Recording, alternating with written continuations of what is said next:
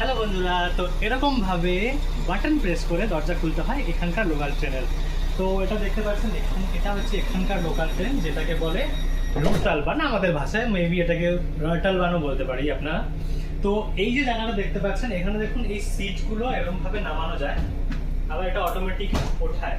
তার মানে এখানে এখানে বেসিক্যালি যারা এখানে সাইকেল নিয়ে ওঠে, স্কুটি নিয়ে ওঠে, তারা এখানটা পুরো পার্ক করে, মানে এরকম ভাবে বেল্ট আছে, এই বেল্টগুলো দিয়ে ওরা আটকে দেয় সাইকেল আর স্কুটিটাকে। বা অনেকে যারা ছোট বাচ্চা নিয়ে ওঠে, ওরা ট্রলার নিয়ে ওঠে, তো ওরা এই জায়গাগুলো রাখে আর কি।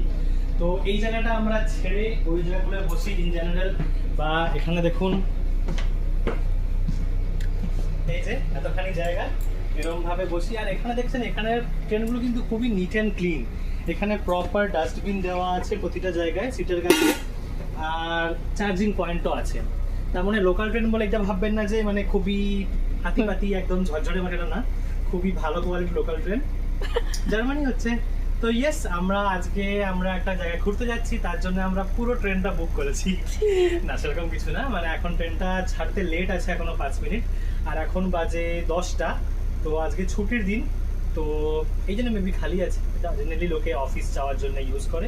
তো ইয়েস, চলুন, টাটা।